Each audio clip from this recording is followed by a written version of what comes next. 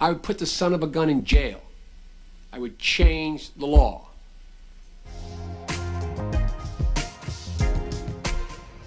Hey, what's going on, guys? It's your boy Amazing Ace here on another episode of Sunday Juice on this beautiful Sunday here, hanging out, chilling, saying hi to the folks at home, saying hi to you guys. I hope you guys are all doing good, doing great, and doing lovely today.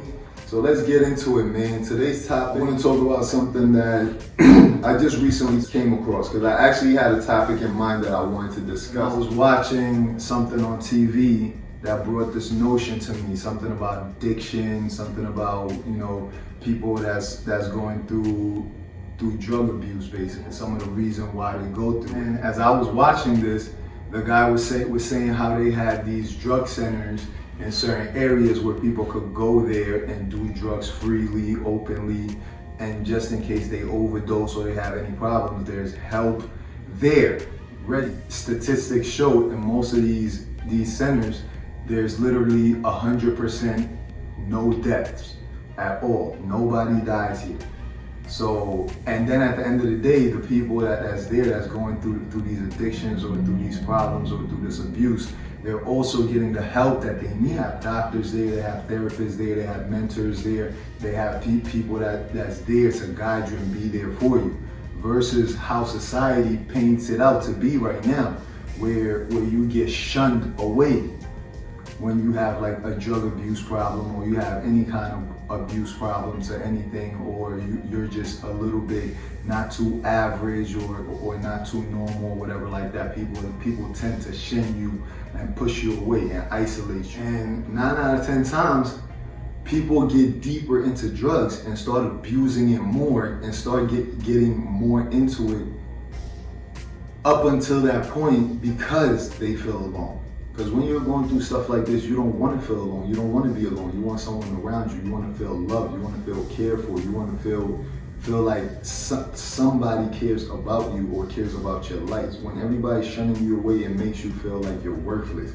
So a lot of people get to the tendency or to the notion like, all right, since nobody wants me and nobody cares about me, I don't care about myself either. And then they start doing self-destructive things, such as getting deeper into drugs and getting to the verge of overdosing, and some don't even care if they do or not. If they come back, they'll actually be more pissed, And they had an article about the narcoleptic, right? So in America, or in certain states, it's illegal to sell a narcoleptic when the thing basically is there in case you overdose. So you literally cannot buy it in a pharmacy. You have to get it from a doctor or get it prescribed or something like that. When there's more expensive drug version that you put up your nose, you could buy that one in the store, which is way more expensive, which is like 30 times more expensive. The narcoleptic thing is it's a thing that you use when somebody overdoses. You like pierce it to their heart, and it's like a blockage. It creates like a wall to stop the person from overdosing and going to the next level, crossing over. So it kind of revives them, brings them back. Now, that's basically all it does. So this is not to be sold in pharmacies in most states because it's deemed illegal and bad and all this other stuff when it's a lifesaver.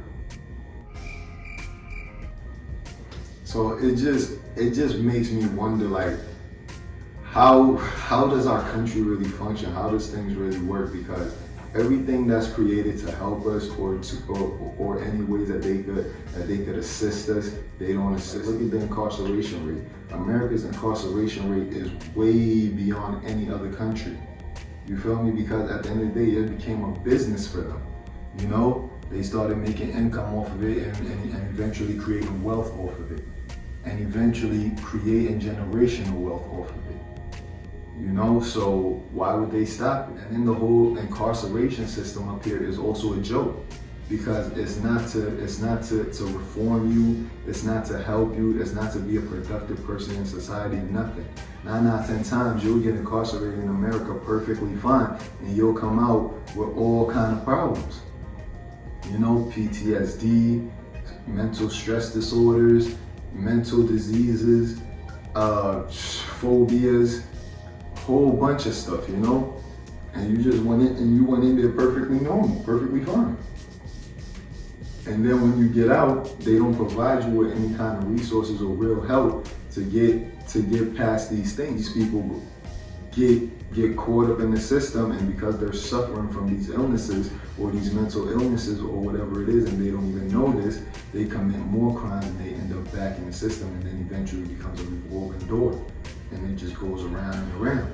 And the whole time when you're in there, all the programs that they used to have before, that used to help the incarcerated, they used to help the inmates, they used to provide them with school, with job training, with vocational, with all kinds of stuff that could help them when they get out, in order for them to reform themselves, in order for them to be productive citizens in society and actually be able to prosper and do better and help themselves and help society. They eliminated most of those programs. Now you're just in there, getting in trouble, getting caught up, and sitting in isolation. I know this personally because I've been there. I've done that, you know? So at the end of the day, it's like, what's really going on out here when the whole system is created to work against us, when the whole system is created to not assist us. It's not helping us. They're not trying to help us get better. They're not trying to help us do better. So in order to get somewhere, we have to start helping ourselves. We have to start getting into these things. We have to start going to see our doctors and asking real questions when we see our doctors. We have to start going to these places and getting evaluations to make sure we are all right. You feel me? It's time to go check yourself. It's time to go make sure you're all right, because your well-being should be important too. If your well-being is not important to you, then, you know. And then on top of that, we also have to start taking real charge as far as our leaders go. These people that we are putting in position, we have to make sure we are putting the right people in position that's here to help us, that's here to put us in the right positions. You know what I'm saying? Because for them to say having centers where you can go and use drugs freely is bad, but these people are going to use the drugs regardless. And then on top of that, you're not doing anything to help them besides incarcerating them, putting them in the system and locking them up and taking away their freedom and all this other stuff. You feel me? And then eventually screwing it up for them, so if they ever do kick this stuff off, they can't even get a job because, you know, their background is all screwed up. So at the end of the day, what are you really doing? You know? So leave the centers, provide them with help, eliminate them from being in the streets and doing drugs in the streets, having all this negative stuff around. At least you could have control of that. Put them somewhere and provide them with the help they need, but yet give them the freedom to choose when they are ready to kick it. You feel me? Because that's the only way to get real results. You can't force anybody to do anything, and then at the same time, we can't alienize them, we can't victimize them, we can't destroy them and make them feel like they're less. You know? Everybody's equal and everybody deserves the same love and the same care and the same treatment. You feel me? And that's something these politicians need to understand. At the end of the day, you shouldn't deem or dub anybody as a negative thing. All of the people are your responsibilities. When you take that oath and you take that step and you take that seat, you are taking responsibilities for all of the people. Good, bad, negative, positive, etc. It's your job to help them. It's your job to make sure that they're all right. As long as no one is harming anyone, there should be no reason why everybody's getting incarcerated. Provide these people with the centers that they need so they can get the help that they need. And then the rest of you that are able to help yourselves, go to these places and get the help that you need. And then we all need to get together and we need to start voting for the right people and putting the right people in office that's gonna help us. Because our current president now, I'm not gonna speak on it, but there's actually a clip with him bragging about how he created a bill. I forgot what it was called. What it was called, the drug house addict, or yeah, something like that, and basically trying to ban that from happening. Basically trying to ban the centers from happening in New York State or certain states. You know, this was previously when he was a senator. And there's a clip on that. I'll see if I can find the clip and I'll throw it on here for you guys. This is the case, unlike crack, when we started hollering crack is coming and no one paid attention. You all were together with me in that one. If we deal with the consumption side first, or simultaneously, or as heavily, or as firmly as we do the interdiction side and the enforcement side. You might know that Richie Daley, who I think is one of the best mayors in America, and he is focused on drug problem, I think this is more of a local problem. If I were governor of my state or mayor of my town, I would be passing new ordinances relating to stiff criminal penalties for anyone who held a rave. The promoter, the guy who owned the building. I would put the son of a gun in jail.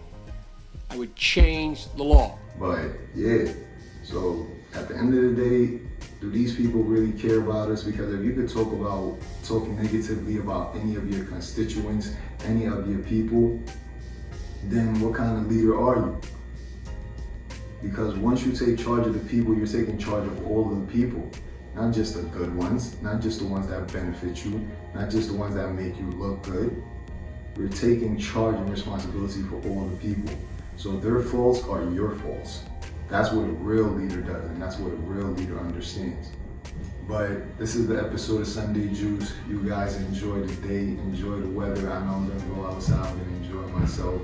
You feel me? I have fun in this hotel, man. But yeah, pardon the mess too, by the way. I know it's a little messy around me. You know, I didn't want to get too deep into this conversation. And like, yeah, as far as like what's going on right now in society and stuff, if you guys want me to tap into some of that stuff, just let me know. You want me to talk about the war, or you want me to talk about what's going on overseas, or just even stuff going on domestically out here in certain areas or whatever like that, or certain topics, just tap in with me, let me know, comment down below. Feel free, you feel me? It's an open space. If there's anything you guys got on your mind you want to share, if there's anything you feel like I'm out of line, you know, you want to correct me on, feel free, you feel me? Yeah, I'm not cocky, I'm not above nobody, I'm not above judgment or criticism either, you feel me?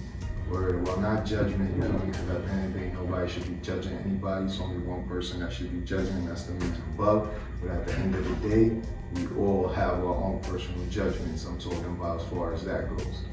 Yeah, until next time though, man, make sure you guys are tapping in, watch the other videos, see what's up. I'm gonna try to tackle more topics that we could all relate to, and I'm gonna bring it up, man. You feel me? We're gonna turn this channel up. Averaging Amazing 963, Amazing Ace. Until next time, baby.